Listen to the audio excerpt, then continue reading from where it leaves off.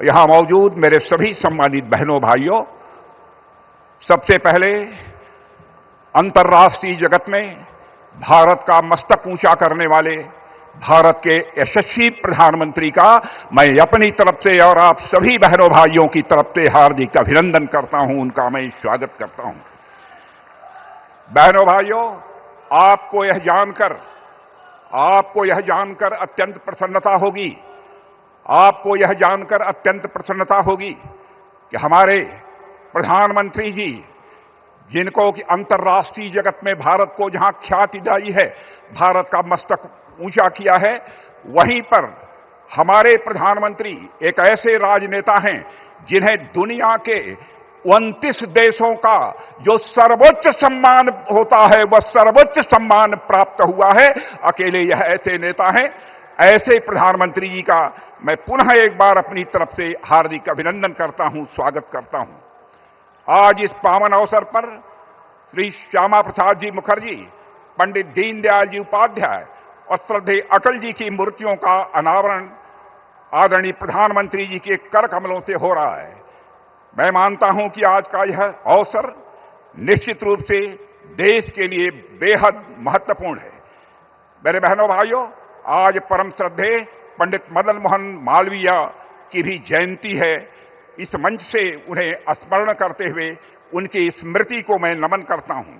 साथियों, पिछले एक दशक में हमारा देश जिन मंत्रों के साथ आगे बढ़ा है, उनमें हमारे प्रधानमंत्री जी के द्वारा दिया गया एक महत्वपूर्ण मंत्र है, अपने महापुरुषों और अपनी विरासत का स्मरण करना, उन पर गौरव की अनुभूति करना तथा उनके प्रति सम्मान और उनका संरक्षण।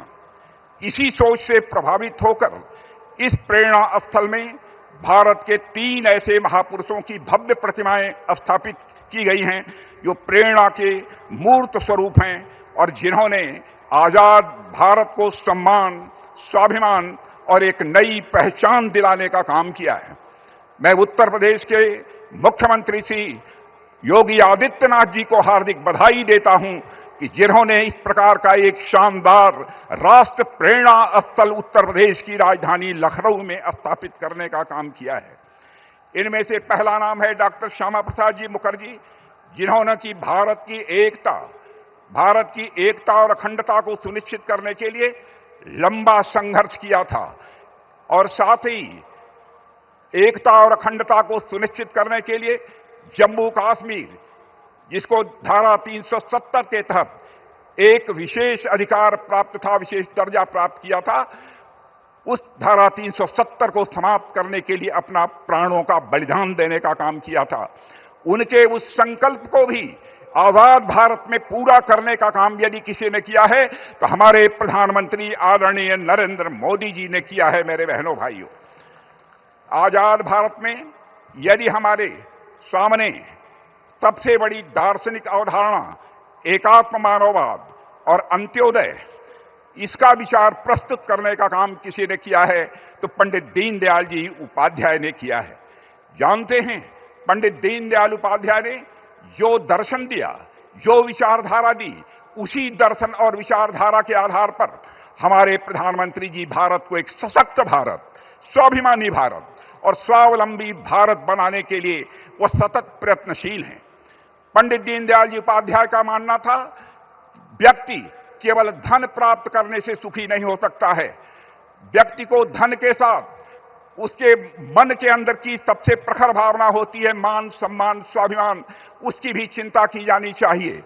और तन, मन, बुद्धि, हर व्यक्ति शिक्षित होना चाहिए, हर व्यक्ति ज्ञानी होना चाहिए और साथ ही साथ आत्मा के सुख के लिए भी परमात्मा का भी वह स्मरण करे, परमात्मा के साथ अपना तादात्म्य स्थापित करे। यह पंडित दीनदयाल उपाध्याय की एक सोच थी।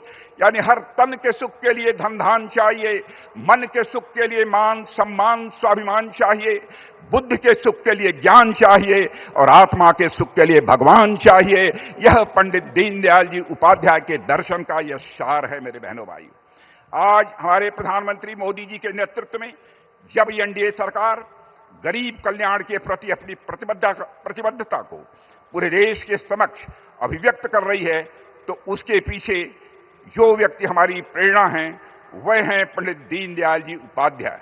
आज उनकी भी यहां पर भव्य प्रतिमा लगाई गई है। भारत के पूर्व प्रधानमंत्री अटल बिहारी वाजपेयी का किसी से परिचय कराने की आवश्यकता नहीं है। लखनऊ संसदीय निर्वाचन क्षेत्र के लोग उनसे कितने घुले मिले थे इसके भी बताने की कोई आवश्यकता नहीं है। उनका विनोदी स्वभाव, इससे भी हम सभी अच्छी तरह परिचित हैं। मैं एक घटना की चर्चा करना चाहूंगा। पाकिस्तान के दौरे पर गए थे, उनके भाषण से प्रभावित होकर एक पाकिस्तान की महिला पत्रकार ने कहा कि मैं आपसे शादी करने के लिए तैयार हूं, लेकिन इसके एवज में यदि आप जम्मू कश्मीर पाकिस्तान के हवाले कर दें। तो अटल जी ने मुस्कुराते हुए यह जवाब दिया था कि मैडम, मैं आपके साथ शादी करने के लिए तैयार हूं, लेकिन आप भी वचन दीजिए इसके एवज में हमको पाकिस्तान दहेज के रूप में प्राप्त होगा। यह ऐसा एक विनोदी स्वभाव श्रद्धेय अटल बिहारी वाजपेयी जी का था। भारतीय राजनीति, समाज और संस्कृति के विकास में जो अटल जी का योगदान रहा है, मेरे बहनों भाइयों, आप सब जानते हैं, वह अतुलनीय है। आज मोदी जी के नेतृत्व में भारत उसी राह पर विकास की नई बुलंदियों की तरफ तेजी से आगे बढ़ रहा है।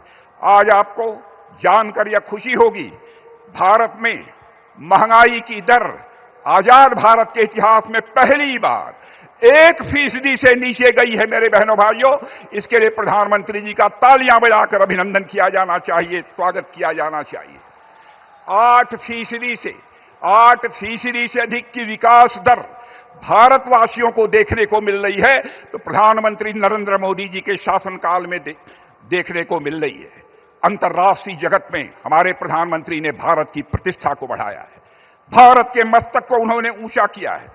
पहले भारत के बारे में जो धारणा थी, बहनों भाइयों, आज वह धारणा अंतर्राष्ट्रीय जगत में वह बदल गई है।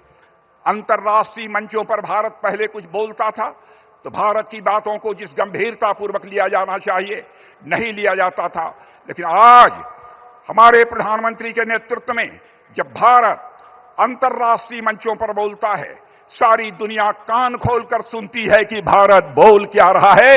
यह भारत की हैसियत सारी दुनिया में बनी है। और मेरे बहनों भाइयों, आज डॉक्टर श्यामा प्रसाद मुखर्जी, पंडित दीनदयाल जी और अटल जी ने जिस भारत के निर्माण की प्रेरणा दी थी, उसको साकार करने का काम हमारे प्रधानमंत्री मोदी जी कर रहे हैं। मैं पुनः उनका इस कार्यक्रम में स्वागत करता हूं। और एक जानकारी आप सबको मैं देना चाहता हूं कि हमारे प्रधानमंत्री ने एक बहुत बड़ा काम गांव के लिए किया है, गरीबों के लिए किया है, किसानों के लिए किया है।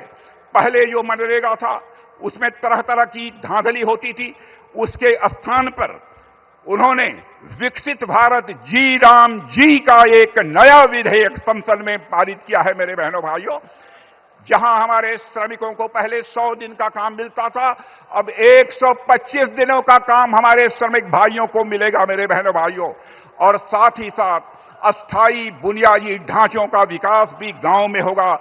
इसके लिए भी मैं आप सभी से अनुरोध करना चाहता हूं कि तालियां, हाथ ऊपर उठाकर तालियां बजाकर प्रधानमंत्री का अभिनंदन किया जाना चाहिए, उनका स्वागत किया जाना चाहिए। और आज यहीं पर अपनी बात समाप्त करने से पहले मैं भारत के प्रख्यात मूर्तिकार राम सुतार जी के प्रति भी अपनी श्रद्धांजलि अर्पित करता हूं। और साथ ही मंटू राम जी ने यहां पर जो 2 प्रतिमाएं बनाने का काम किया है, उनके प्रति भी अपना सम्मान व्यक्त करते हुए यहीं पर बहनों भाइयों मैं अपना निवेदन समाप्त करता हूं। आप सबको बहुत बहुत धन्यवाद।